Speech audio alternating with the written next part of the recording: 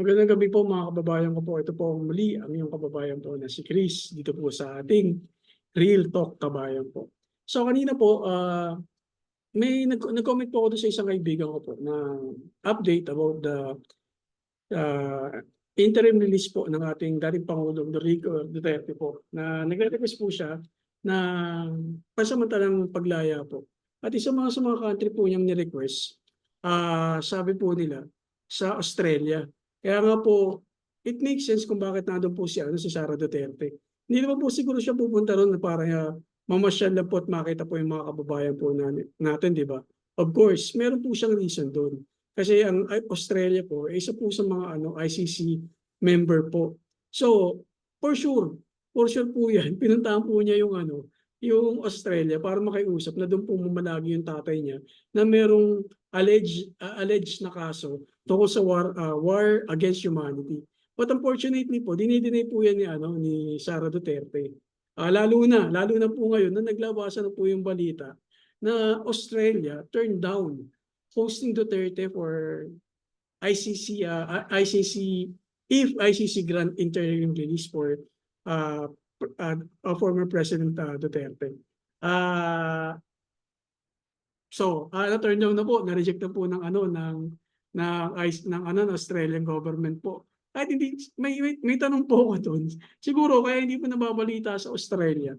Hindi naman po ganun ka-importante si Digong para pag-usapan. In the first place, sabi ko nga po, di ba, pinagmumura po dati ni Digong yung madre po ng Australia na pumunta sa Pilipinas na malagi sa Pilipinas na 25 years para po asikasuhin yung parang tulungan po ba yung mga less fortunate po natin mga kababayan.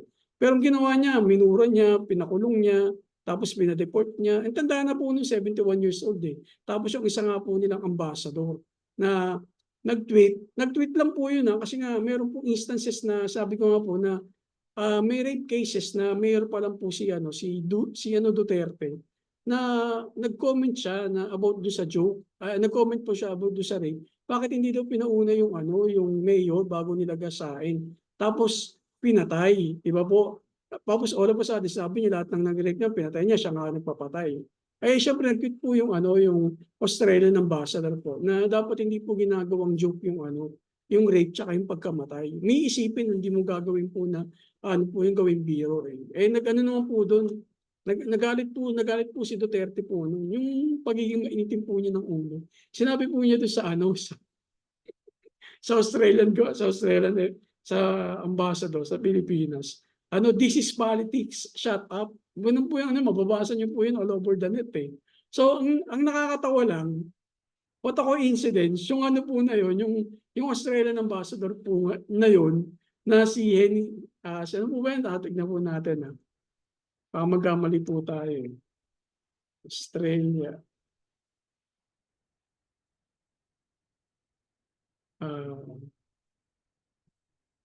Henny Wong po yata yun, basta ganun po yung pangalan niya. Ang nakakatawa lang, yung dating Australian ambassador po na yun sa Pilipinas, ngayon parang foreign ministries. So parang sabi ko nga po, parang what goes around comes around eh. Yung dati mong shut up mo, this is politics. Yun din pala ilalapitan mo para humingi kayo ng tulong ba na manatili po dyan si Duterte sa Australia. Kaya nga di ba yung mapapakinggan nyo po, yung huli pong sinabi po ni Sara Duterte doon po sa speech rally po niya sa Australia. Di ba sabi niya, kayong mga taga-Australia na nakatira sa Australia, parang ganun pagkakasabi niya, makiusap kayo sa gobyerno niyo na payagan ng dating Pangulong Duterte na dito manatili pansamantala kung mapapayagan na ma-approve po yung interim release niya. Di ba yun ang sinabi niya? Kasi syempre, parang na rin po siguro parang kasi alam niya na na-reject na po. So ito naglabasan na po yung balita. Sabi nga ng isa na kasama ko, na daw sa ABS-CBN lang daw, tigil-tigilan. Kasi sila mga taga-Australia, hindi nila nabalitaan yun. Malamang, hindi naman nila mababalitaan yun. Ano ba naman si Digong sa Australia? Hindi naman siya leader ng bansa nyo, di ba? Parang common sense lang naman. So hindi siya big deal. Kumbaga parang siya although he's a former head of state ng Pilipinas, Former nga, eh, dati pa 'yun. Pero ngayon, hindi na siya gano'n kaimportante, wala na siyang bearing. Kasi hindi na siya leader, eh. Kung yung at saka ikaw ba naman, sabihin na natin maraming nagawa siya sa mga Pilipino na mga diehard supporter talaga. Eh, ikaw ba naman, 'di ba, minura-mura mo yung mga western country, kabilang diyan yung mga puti. Eh, yung pang Australia karamihan diyan talagang mga white state 'yan. Under pa rin 'yan kahit papaano ng western, ang ano pa rin na 'yan, eh, parang ano parang British ano pa lang sila, eh, parang British colony pa rin siya kaya makikita mo yung mga ano nila, mga watawat po nila kahit ang New Zealand, 'di ba? Nandun pa rin yung pagiging ano, British po nila. Oh, so iisa pa rin ng mga dugo niyan, oh, eh, di siyempre minura-mura niyo kami dati tapos ngayon lalapit-lapit kayo. So talagang ire-reject at hindi talaga sila mag-iingay na ibalita 'yan kasi, eh, alam mo naman ng mga Pilipino 'di ba palaaway pagdating kahit ibabalita 'yan sa news na sa Australia. Eh, tignan niyo nga lang nagra-rally kayo diyan, hindi niyo naman bansa 'yan pero makapag-rally kayo wagas, 'di ba? Eh, ba't sila gagawa ng ano, ng maingay na balita na iti-TV pa nila just in case, 'di ba? It doesn't make any sense, 'di ba? Sana naririnig ng mga ano, ng mga Dutertads diyan sa ano, sa Australia, na hindi dapat ibalita 'yan. Eh, confrontational kayo, eh, maingay kayo, eh, magulo kayo, ba't namin ibabalita? It's between the government na lang o it's between the ICC and the Australian government na lang. Hindi naman Pilipinas ang nagre-request in the first place, 'di ba? Hindi state ang nagre-request ng interim release para kay Duterte. Eh, pamilya po ng Duterte, 'di ba po? O, logically, 'di ba? Dapat naiintindihan niyo po 'yun. So, sino po ba nag-report noon ng ano na tinurn down po ng Australia?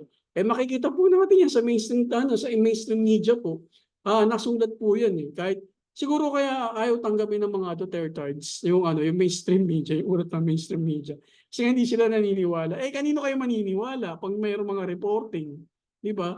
Malamang pipick upin lang naman ng mga ano, ng mga pick up lang ng mga media o mainstream media sa mga balita na 'yan, eh, local media, yung mainstream media natin. So, kanino ka makikinig, kay Sara. Eh, nung sinabi na-reject, eh, biglang nagde-deny sila na hindi naman sila nag-a-apply ng ano, nag-a-apply dun sa bansa na pinuntahan nila na ano, na pansamantala doon manatili si Duterte, si former President Duterte, just in case na mapayagan yung interim release po niya, 'di ba? Dine-deny nila, eh. Mga parang, "Uy, wala naman kami ina-apply diyan, pumunta lang naman ako diyan para ano, para bisitahin yung mga Pilipino po diyan, eh." Yung mga gano'n ba? Lagi na lang nagde-deny. Bakit hindi na lang akuhan yung accountability po nila, 'di ba? O sabihin nila, "Oh, talagang pumunta kami dun, eh, kasi gusto talaga namin makalain tatay na." Nuknukan talaga ng ano, eh, kumbaga parang nuknukan ng palagawa ng kwento o nagsisinungaling talaga, baka gano'n nga. Kaya kapag nasusukol talaga, eh, wala. Talagang talagang kahit na pitpitin mo, sabi nga nila kahit pitpitin mo po yung bayag hindi talaga magsasabi ng totoo, eh. Anyway, aside from that, binalita po 'yan ng ano, ng GMA, ng PhilStar, Inquirer, Manila Bulletin, ah, Manila Standard.